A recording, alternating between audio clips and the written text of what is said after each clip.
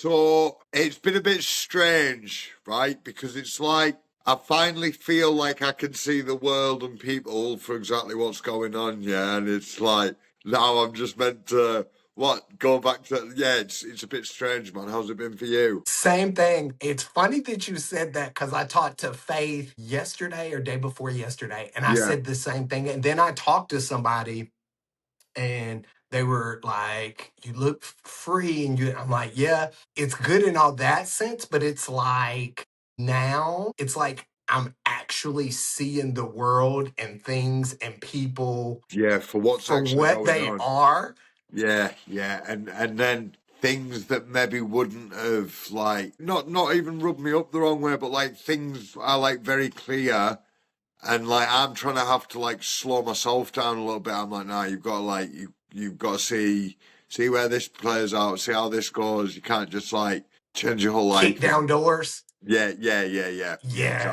Or exactly just that. work through that's the way I've been, is like really trying to take things as they come in and process them instead of just acting out of like an emotional Yeah, standpoint. But it's also weird because there's people and things that were in my life before that now I see in a completely different, like, yeah, third yeah. eye.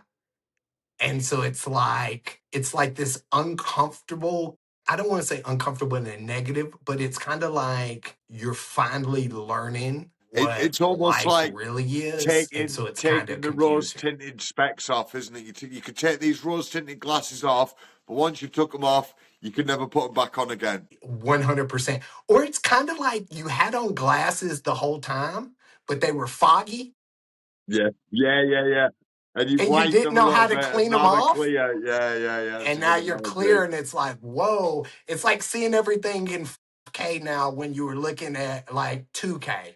Now you're like, Yeah, this is yeah. And I think for me as well, obviously, like I got back, I weighed in for my fight, for I was jet lagged to fuck, but I enjoyed the fight. I really enjoyed the fight, man. Like it was good. I felt had I not been jet lagged, my concentration, my focus on the fight was a lot better. My like fight ability felt a bit better. So I can see how my brain has. Clint, you're a lot like me. Yeah, it's a million miles an hour in the head at any given time. yeah, For me, since I've come back, it's been quite quiet. It's me been too. chilled out to a point where it's like I've been picking up a book, I've been reading bits of books, I've been watching films. That is something I could never have switched my brain off to do, and now I don't even need to force a switch off, mate. Like it's just quiet and And like I felt like before, I always had to be doing something. Or if I felt like I wasn't doing something, I felt like I was missing money or I was being lazy being or lazy. whatever. Yeah. Now, I journaled for the first time in my life. I'm gonna be honest with you. I've Yeah, never been able to because I couldn't sit with your thoughts thinking. and yeah. Yeah, so it's crazy. Let's go ahead and hit this intro in. What's up, everybody? Front Porch Chronicles with Clinton Foshee. And, I've been looking forward to this conversation. Have you ever met someone and it was like you knew them in a past life and you're going to know them in many more? This guy, instantly, we hit it off. And Matthew Morton, we met in Colombia at an ayahuasca retreat, and he instantly became one of my most favorite people on the planet. And so I'm so grateful for you to come on, brother. I love you, Thank you and so much for having me on, always brother. great to have you in my presence. I think the signal went there a little bit, but it's yeah. I can hear you. There we go. We're back. So Clint is one of my favourite people in the world, man. I've never met someone who I almost instantly understood without speaking words to him. It was like vibrations, fucking energy, mate. Like it was magnetic from the start, and then obviously we start speaking, we start getting into trials and tribulations we face in life, and mate, me and you have ran a life that almost seems like it's just gone parallel on opposite sides of the fucking world, mate. Like in and out, causing trouble, fucking getting into trouble, mate. fucking thinking a little bit stupidly sometimes, doing stupid things, but like meaning well. And ultimately, mate, we've ended up full circle at the same place, same retreat, mate, on the same healing journey. Do you know, like it's quite poetic when you think about it. 100%. And it's like I said, it was like meeting you. I instantly knew this was somebody that was going to be in my life. Like you can tell when people come into your life for a season or they're coming Yeah, in to yeah, yeah, teach yeah. you Oh, whether something. it's for the And whole then it's book, like man. somebody, this dude is like gonna be my ride or die like forever. And so instantly it was that. So let's start out with your childhood. I want to take it back to you Yeah, yeah, being a yeah, yeah. kid. When you were growing up, what's the first feeling that comes up for you? Scared, scared. Fear, mate. Fear's the first feeling I get when I think of my childhood from a retrospective point of view. Fear. Yeah, me too. One of a million reasons why we connect. Yeah.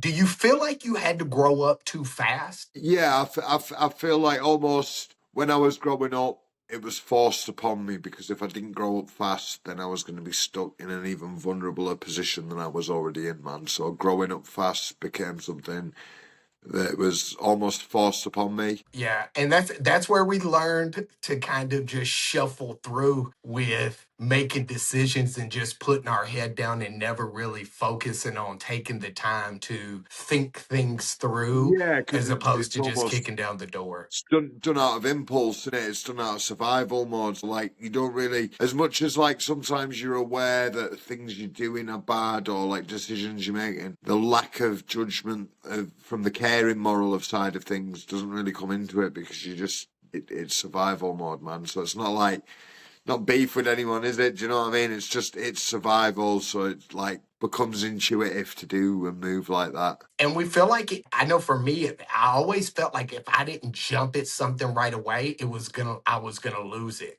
And so it was Yeah, like it yeah, just yeah. Like kept the being, opportunity, yeah, the opportunity wouldn't be there anymore. And yeah, I get that. And even though it sometimes was as well, probably a shitty opportunity I didn't need anyway. yeah, yeah. There was probably a better opportunity around the corner if you'd have just waited. But I think like that comes with like obviously like me and you know bits about our childhood, so like we'll touch base on that. But like comes from like our childhood, mate. Comes from that like fight or flight mode, and Yeah. like we've spent that long in fight or flight that like it's just you become very quick at making decisions, not always the best decisions, and very impulsive. You said it right, making quick decisions, and quick decisions probably always weren't the best ones Yeah, for us. well, yeah, because you're But not thinking with your you first thoughts, are you? You know what I mean? You're only just it's your first thoughts, your own. Your second thought's probably the more sensible thought. You know what I mean? I never had a second thought. It was always the first thing. What do you feel like you were carrying back then that nobody really saw? So for a long time in my childhood, I was being sexually abused, and obviously people didn't really click onto it. People didn't know, so I harboured onto that for a long time. I mean, on a few different factors. Yeah, you look at like obviously the childhood trauma,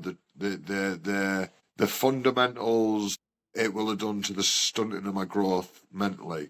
But then like you look at like the shame, the fear, the depression, the suicide ideology, everything else that come with having to harbour onto this and holding on to this sort of just decays you as a human being. So it eats away at your soul, it can eat away at like your insides and mentally you break down and it's sort of for me going through something like that has made me the strongest I'll ever be in my life, but it's also made me the weakest I'll ever be. And it's almost like from two sides, as one side's falling down, this other side's like erecting, isn't it? Like, you know, like all your like goodness and feelings for yourself deteriorate, and this wall then comes up, and then that wall becomes harder and harder to manage, harder and harder to let people pass. I think, yeah, so holding on to all that during my childhood made me a very angry young man. Did it feel like, I know we share this in common. Did it make you feel like, I know for me, it made me feel like I couldn't be my authentic self. Like it made me uncomfortable always around people because especially with it being a male that had sexually assaulted me and I deal with fighters and I was a fighter and all of these things. I know for me constantly, I was in fear of like if I speak about this, if people find out, people are gonna think Yeah, I'm I think gay or people. yeah, 100% that, mate, 100% that. So I think as a child, it strips you of that masculine, not bravado, but like that masculine sense of being, doesn't it? So then what then comes up is almost like a bravado. You put on faces, you put on masks to sort of fit in with certain groups and to appear in a certain way, because the fear of appearing in the authentic way and people finding out what you've been through is like really fucking terrifying, man. Yeah, 100%. And so I know for me, that's how I really got into the fighting side of it, is Yeah, because it made me so angry. And then on top of that, I was like, hey, if I'm a really good fighter, then I'm somewhat kind of like how we talk about mask. It was like putting on a mask. And when people yeah, saw me, they were like, oh my God, this guy's so nice and loving, but he goes psycho whenever he fights. Do you yeah, feel yeah. like for you, it was when you first started the I fighting? feel so. So for me, like I went through a long years of drug and alcohol abuse, crack and heroin, and alcohol from such a young age. Now, obviously, I started on a recovery path about 3 years ago, just over 3 years ago, and that's when I started fighting and started getting a bit more clear-headed towards things. Now, I've always had tattoos from a young age. I've tattooed my face, and my whole body's covered. I think even though I haven't set out to do it on like a basis of wanting people to stop talking to me, I think almost like I've done it as a coping mechanism. So it's been done. Oh, I've got a tattoo there. I've got a tattoo here. I've got a tattoo there. Knowing that the average person is going to look at me and think, "Holy fuck, I don't want to talk to him." Sound, and then it sort of killed a lot of social anxiety for me, because I knew people were looking at me because of how I looked, but like I knew no one was going to talk to me, and almost like this was like another mirror to hide behind, because I didn't want people getting to know me and finding out actually I'm a nice bloke, and uh, I'm a little bit vulnerable at heart and I wear my heart on my sleeves. I didn't want people to know any of that. I just wanted people to think, oh fuck, he looks scary, you know what I mean? So like that's where the tattoos have come from, and then almost like falls back into that mirror, doesn't it? And falls back into that mask. Like it's constant. Clint, it's constant fucking shape shifting, mate. That's 100. all we've done our whole lives, mate. Fitting in around good people, bad people, and even now, mate, like I've got friends and family in completely different circles, and you wouldn't think I'd have anything to do with them based on my appearance and looking how they look. But I'm quite a magnetic person, but I think I'm quite magnetic because I've got good. I'm a fucking people pleaser, mate. Yeah, I've grown up a people pleaser. So now I'm that good at it, I can just sort of switch and it becomes an energy then, doesn't it? Do you know what I mean? Like you can sort of, people are drawn to you, but it's because I can fit in with anyone I'm around, because I've got used to Yeah. mirroring myself in that many different situations and having to protect myself in that many situations. That almost like second nature now, man. And it becomes like the people pleasing, especially when you're shape shifting, it's like you find yourself losing more and more pieces of yourself along the way Oh, because you're trying to please everybody. And then you're in these different demographics because you can go shape shift. You can hang with multimillionaires or you can hang with dudes from the hood. It doesn't really matter. You can kind of alter, but it's like they all, and when you're in that state, I feel like people who are leeches can feel that energy yeah. and they know and they see and that you're vulnerable and they take advantage of, and then it becomes for you like you're people pleasing, and then when they fuck you over you're thinking to yourself, what did I do wrong? Why do they Yeah, not yeah, like yeah, me now? yeah, I yeah. did And then you everything get that they wanted. trapped in that loop because often people have fucked me over in my life, and then I've let them get. I just get. Oh, yeah, it's all right. Don't worry about it. And then I let them do it again and again, and it's. There's a saying, isn't there? If you're a friend of anyone, if you're a friend of everyone, you'll be an enemy to yourself. Yeah. 100. And it took me a long time to really sit with what that saying means. Like, I 100% get it now. Like, life is ultimately, you got to be a little bit cruel to get on sometimes, haven't you? Even it, but not cruel maliciously.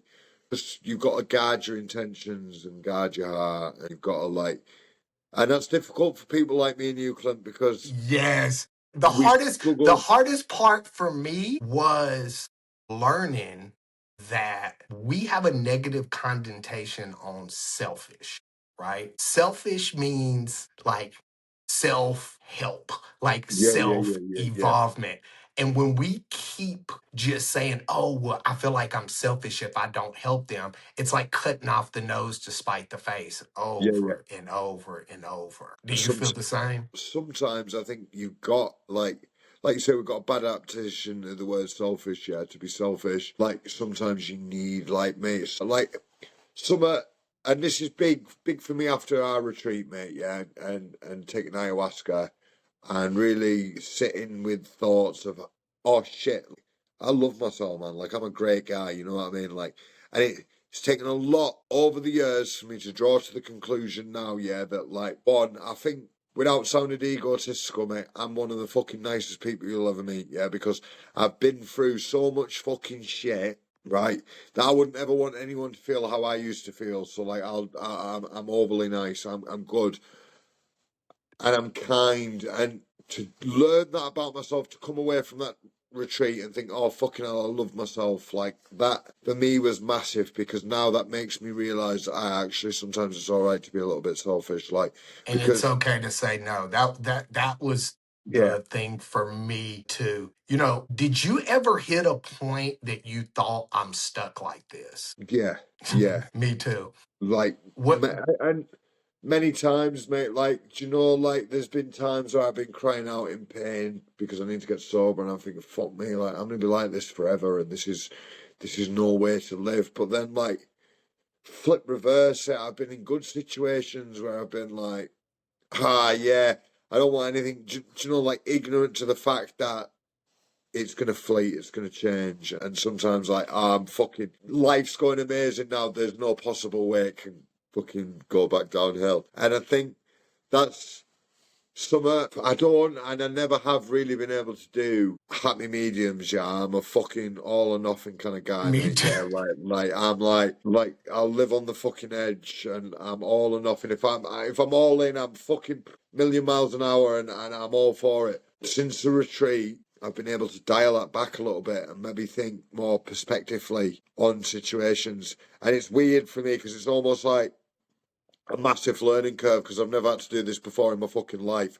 Like, I'm either all or nothing, but I don't need to be all or nothing. Like, I can enjoy things a little bit and step back if I need to. Do you know what I mean? And I'm learning now No, that, I oh, agree. like, I there's, feel like, and oh, this is something we talked about. I feel like for us, because we had so much trauma, and then I think the sexual assault, I think it almost stunts you. So I think you go through life with that 7-year-old, 8-year-old mentality, or that kid mentality, yeah. because you were never really taught love. You were never really taught how to love, how to be loved, how to listen, you were always taught to adapt. So you're constantly on this like mind Yeah, fuck of, mind bending journey. And yeah, I think on that, because you don't regulate your emotions properly, like we're always been a million miles an hour. And since this retreat, it's like my brain's really managed to slow down. I think like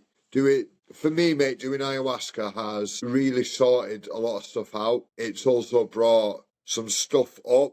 I now need to realise that I need to maybe go away and work on some of this stuff a little bit more, and it's like shows you, lights up everything in your life that needs sorting, yeah. And I think some people think maybe it's just going to be a magical cure. Like you've still got to come back and do the work on, like, you might. you definitely got it. Like I tell people, everybody's like, oh my God, like tell me about it. And I'm like, it was exactly what they said. It's not about what you want, you get what you need. And I think I'm gonna go back again. But let me take it back. Was there ever a moment for you? I know there was for me. Was there ever a moment that you realized, hey, I've either got to change or I'm gonna end up dead? Yeah, so I had a needle in my neck. I overdosed, and I come round, and I got put in a mental health unit. So at that point, for me, it was like, right, to carry on like this is fucking absolute insanity. Like if I'm going to carry on living this life, then I may as well just go and kill myself. That was the thought process I was at. Like, I'm sick of putting everyone through all this pain and heartache. Like, I may as well just one pain and heartache situation, then everyone's done, aren't they? And then upon that, like, I got sober, started training, started fighting, found different purposes in life to channel the pain that I'd been through, to channel different aspects of my life into. I had all this fucking energy that I used to go out and steal and rob people and do drugs, and I just harnessed all that energy into other things, healthy alternatives, going to the gym, swimming, eating clean. And I was like, oh fuck, like actually not. And then like, because I had so much energy and I was driven and I had all this fucking mental clarity, drive, energy that I could just do whatever I wanted, because like I'd been using it for drugs and drink all these years. And then it was like, oh, I got signed as a professional fighter. And then it was like, oh, I got to do this, I got to do that. And now my life's drastically improved that much that I don't ever think. I used to, when I started getting sober like 5 years ago, when I started doing things like that, I used to still keep drugs on a pedestal, and I used to remember all them.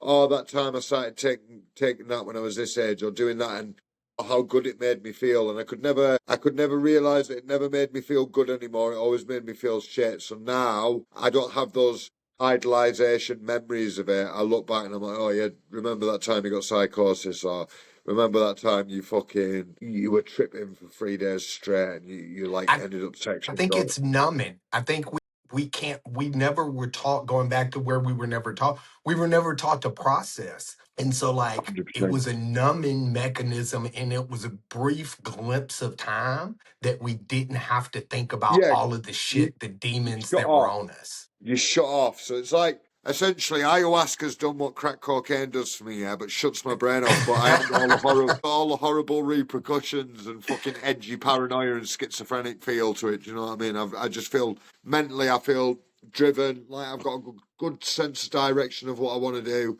good clarity, and to come away feeling richer in a personal sense, like the people I've met, the memories created there, because like. That ayahuasca retreat, yep, many people will go and do ayahuasca retreats. I 1,000,000,000% recommend anyone to go to Wayra or to contact Athlete's Journey Home and get in touch regarding doing any of these medicines, because I think they're fantastic, yeah. But the only people that will experience the ceremonies we were on are us lot that were on it, and that, in a way, it's a beautiful harmony, man. Like to have had a once in a lifetime experience with once in a lifetime people, man. And that's I like. agree. Let me ask you, when you came to Colombia and La Guaira, what is it that you were hoping to find? So I was hoping to find a little bit of peace and clarity within myself, within my day-to-day structure. So like I've found God, I've done all this soul searching and self-help, and I felt like I was at a point where I could make a real breakthrough, in the sense of like I was clear-headed enough. Sort of the issues that once upon a time I would have used it to focus on, like my addiction and stuff like that, aren't so much issues anymore. So it let me go a little bit deeper into like deep rooted issues, childhood stuff. I felt like I was finally at a point where it wasn't going to focus on like my superficial problems that I'd sort of created through life, addictions and things like that. So I got to go in and deal with like the deep rooted trauma, the stuff that made me into an addict, because I was prepared to deal with that. So my intentions were to go in open minded, willing, and hopefully come the fuck out the other side, man. You know what? I want to tell you something really funny. And I don't think we talked about this while we were there. But if you ever doubt that things left you that first night, I wanted to tell you something. You were laying next to me, right? And I was laying there, and like I was going through like my inner child stuff, but I kept looking up at the ceiling. And I think that first night, my third eye was so clouded, and I was so like kind of nervous that I Yeah, couldn't, yeah, yeah. I was opening up, but I wasn't fully opening up. So I was like aware, and I kept seeing these like black like lights just shooting across. And I was like, and in my mind, you know how you're kind of tripping? So I was like, okay, are these birds? And then I'm like, it can't be birds because it's the middle of the night. Shit, it's vampires. It's vampires, vampires. Yeah. And then like, so we got down to the bottom, And Faith was asking me about like our situation. And I was like, man, like this is what I went through with my inner child. But I said, man, did y'all see those black things that kept flying across? And they were like, no. She said, no, I didn't see it. But she was like, ask. And I can't remember. It was Bryce. Right. She was like, Yeah. ask Bryce. And Bryce goes, you saw that? And I was like, yeah. He was like, bro, I can't believe you saw that. And I'm like, okay, what was it? Dude, he said it was demons that were leaving you. Yeah. Bro, 2 minutes later, you came around the corner bopping and you were like, brother, I feel like everything bad has been released from me. And I was like, Yeah, I mate. So literally, there was a part where like I felt like I was like, do you know, like almost fitting, yeah, and I yeah. felt all this just dark energy surging out my body like at miraculous speed, like bang, bang, bang. And then I come round and I was speaking to you and Bryce later on, and they're like, oh my god, it was like you had Dementors from Harry Potter just leaving your body. Like I felt so clean since then, so clear headed, so like. So yeah, so fresh, man. Like a new sense of light within myself, and it's been good. How have you Well, been if you since you ever got back, doubted mate, it, I yourself? saw it. It left you. Good. It needed to.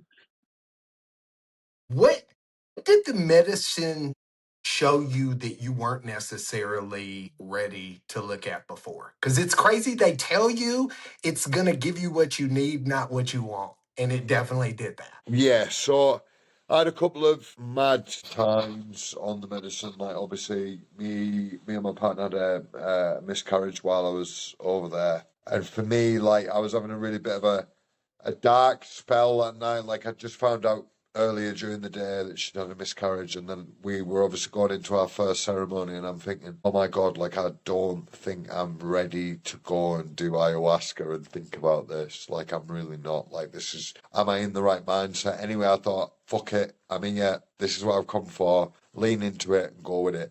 And I did the medicine, and obviously, mate, it's a bit touch and go at times, isn't it? You know, when you're purging and you think, oh, I'm not going to make it to the toilet, you've got your bucket in one hand, you run in, and it's fucking firing a million miles an hour out of both ends, mate.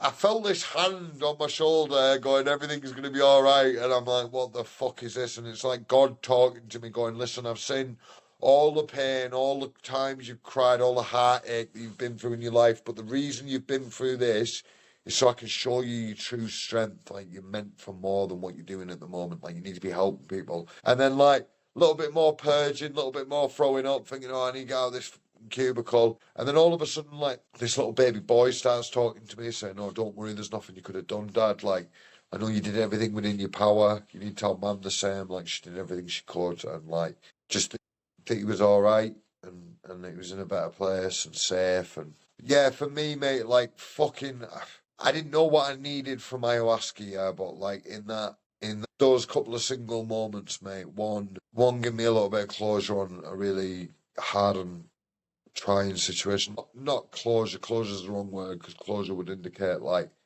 I'm done processing it. It give me a tool to help close the situation. Give me a vision that I needed and that my heart needed in order to sort Peace. of, yeah, peace. Yeah, Yeah. peace. That's a good word for it, mate. Yeah. And then with the God stuff, I think that just give me a little bit more cement proof that, like, and it doesn't need to be proof to anyone else or proof anyone else believes, but proof in myself that my faith is what I think it is, and that, like, it gave me a clear sense of purpose. So, like, obviously, I start working with Athletes Journey Home, trying to get people into these recoveries. I'm going to learn to maybe be a therapist through these sort of situations for people on these medicines and allow people the proper safe space to heal, allow people to be able to talk to me about stuff and coach them through things I've been through, mate. Like, I always think people that have experienced what they're trying to heal you from will do better than someone just learning it out of a book. And these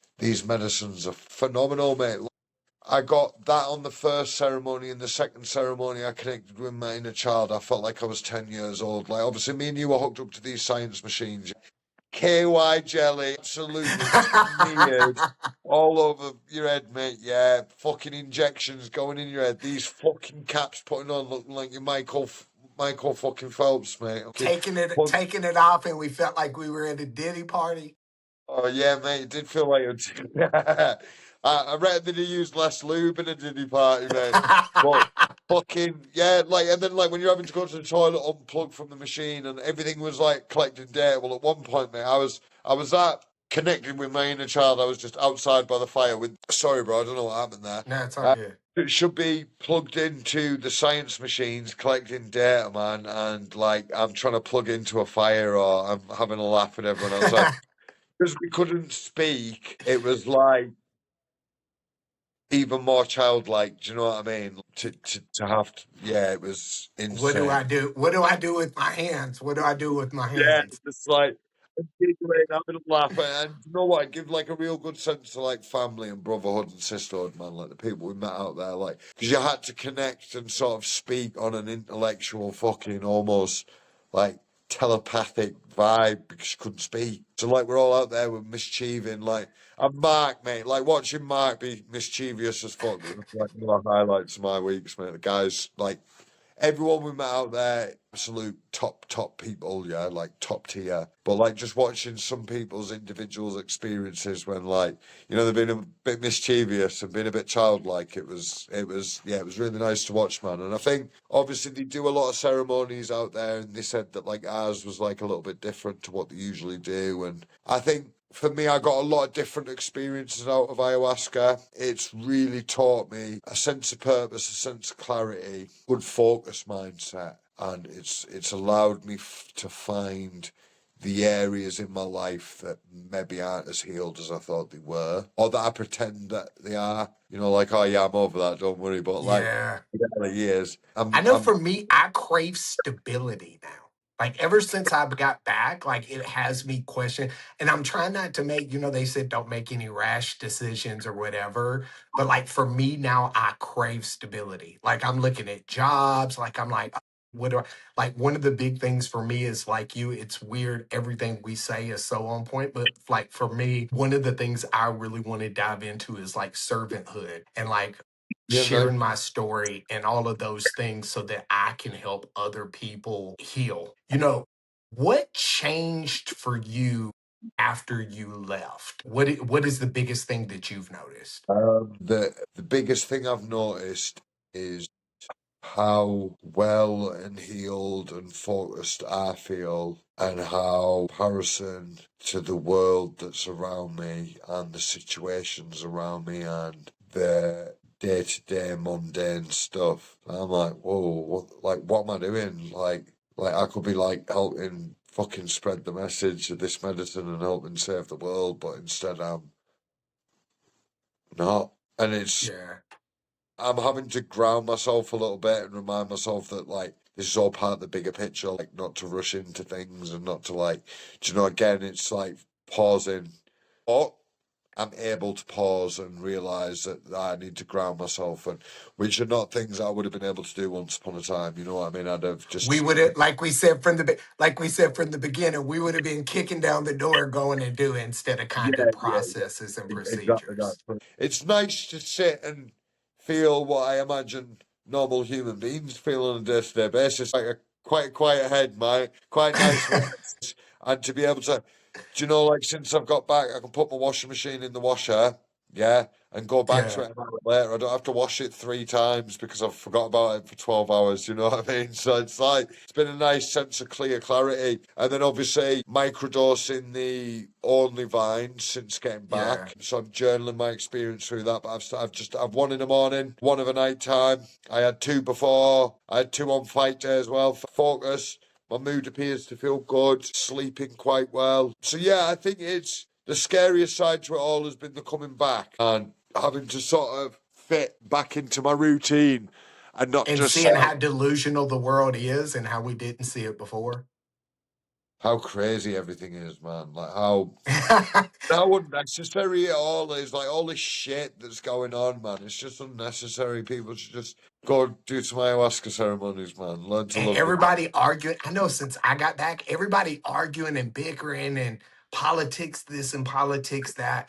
And bro, I just be over here trying to chill. The only vines has really helped me. I started doing it, taking it in the morning. But like since I got back, man, I've really pulled myself back from people and social media. Like I go on social media, but I'm learning to get away from certain things like scrolling through or Yeah, whatever. doom Like scrolling. And, yeah. yeah, now I'm looking at just people who, and I'm going through and actually adjusting my friends list to people that I want to like connect with and people that I know are going to be putting out Yeah, positive people vibes. align with your values and your morals. Yeah, exactly.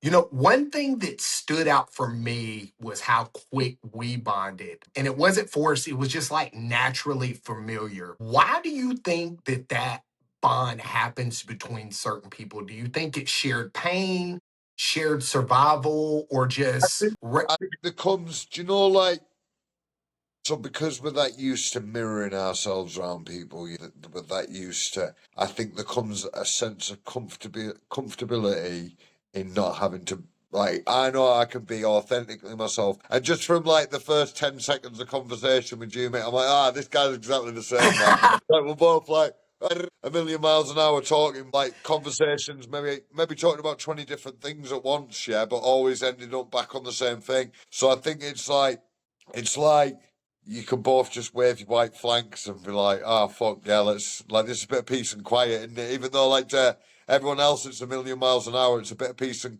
quiet from the masking and the false shit because you can just be yourself, man. And I think that sort of really resonated with me, with I a know lot of people over there, but a lot with you, brother. Do you know, like we're like I say, we've lived a very parallel life on opposite sides of the world. I know for me, that was I became a master at, like how you said, shape shifting. So it's almost like you create this sixth sense of you can read people and I can read people. And it was like instantly for me, that's why I felt so comfortable with you was because it was like, okay, I don't have to put on a mask. I don't have to. And then it was like in the first like 5 minutes we talked, we probably finished each other's sentences Yeah, probably 42 times. And it was like, and it's something about that space where you don't have any ego, there's no judgment, just people being like honest. And that for me made me more comfortable with yeah. being more open. I think that's part of it, isn't it? Do you know, like we're all had to be vulnerable, and in order for the process to work, the medicine to do what it needed to do, we all had to sort of edge away them walls we build up. So I think like it was nice that we got like a day to like all get to know each other. Obviously, the first word circle, setting intentions, but also like we all come from similar backgrounds, whether it's fighting related, whether it's addiction related, whether it's just personality related. You know, like Yeah, I think we were all very much all from the same sort of clarity of yeah, people, weren't we? And it was nice because it worked on so many different levels, like friendships, family, but like healing, man. Like we're all part of each other's journeys, do you know what I mean? And being able to sort of sit and authentically be yourself, it strips away them like any psychedelics, mushrooms, anything, they're good at stripping away ego, aren't they? Because like yeah, that dissolves instantly. But like in order to really process what you need to process, not what you want to process, you need to strip away that ego because like you can't go in there with any form of bravado. So it's like all these layers we build up as human beings. Like even if we're not aware of them ourselves, you know what I mean? Like because we're not a lot of the time. We put these walls up that we don't even realize are there. But then psychedelics, ayahuasca make strip down, like they make you question your own sanity a little bit. Do you know? Like I was looking at the bamboo walls on the Mallorca, and they were turning into stained glass windows. I'm thinking, fuck, this isn't actually happening. Like I'm questioning my. But then, like you start stripping away the ego, you start going away from, and you're like, oh my god, like this is the nicest I've ever thought about myself in my life. Yeah, so why can I not be like this about myself all the time? And then, like you're almost speaking to your own conscience. Your conscience self's like, nah, this is what you need to do. Like, look, you know what you need to do. You've known for ages, but like we've stripped away the ego enough now that we can all both just agree that this is exactly what you need to do. Sort your fucking shit out. You know what I mean? And And I think it's crazy because I think everybody in this world, I think we create these things in our head because these are the kind of connections that help people heal. Like these are the kind of conversations that help people feel okay to get help. And Yeah. I know that for me was a big thing. Yeah, because like asking for help is to admit we're vulnerable, to admit that we need help is something we don't want to do when we've been through traumatic things like that, because we are in self-survival, self-regulation mode. So like the only person we trust is ourselves. And even that Yeah, relationship's a little bit shaky because you'll still put yourself through shit you don't want to do. Do you know what I mean? So then true. like to admit to someone else that you need help, it's almost like one, I used to feel like I was begging, and I don't like that, because it that's another sense of vulnerable that goes beyond. Do you know, like I've spent my whole life begging people for attention, begging people for time, begging people for help. So like now it's like I'm at a pace where pride gets in the way. So Yeah. it was a massive thing, and like everything we do can be fucking like almost counterproductive with ego. You know what I mean? We build up these bravados. Even as fighters, I'm the hardest guy in the world. I'm not. Like I enjoy fighting. Yeah, I'm not the best fighter in the world, but egos sort of often inflate our own ideas about ourselves, and there's no need for them. I think like you truly want to get help, you'll strip away the ego enough to ask for help. But then like when you're on those psychedelic medicines, mate, like you really make peace with who you actually are. You know what I said? I told somebody this, and I don't know if it's true for everybody. I felt like I created these alter egos as protecting mechanisms. Yeah. And I felt like ayahuasca was like pinning them down and was like, nah, bruh, like we need to go do some stuff and heal. And for me, it didn't allow me to fall back on On trying to divert or, them, yeah, so it's like almost like the safety blankets we have, isn't it? You know, like I know I need to be a tough guy in this crowd, so I'll put up that blanket, or I need to yeah. be a little bit funnier in front of these people, I'll put up that. Yeah. And then I need ayahuasca's to like, be ghetto in front of this yeah, crowd. I need to be yeah, bougie in I'll front of this put, crowd. yeah, Yeah. put up that blanket. Ayahuasca strips you down to your fucking naked body and kicks you out in the cold and says, "Nah, you'll learn to be warm on your own, kids." You know, do you know what I mean? You will warm up. You just need to adjust, but you need to be yourself. Strip away all these fucking blankets. You're living in a unrealistic comfort zone. Delusion. Yeah, delusion, mate. Yeah. Yeah. You know, I can tell we both change. Let me ask you this. If someone met you today and they had no idea about your past, how would you want them to describe you? I'll tell you how I'll describe you. One of the most loving, caring, friendly, kind hearted, good people that I personally have ever met. But what would you want them to say about you? What would I want them to say about me? Kind, honest, and loving. That's yeah.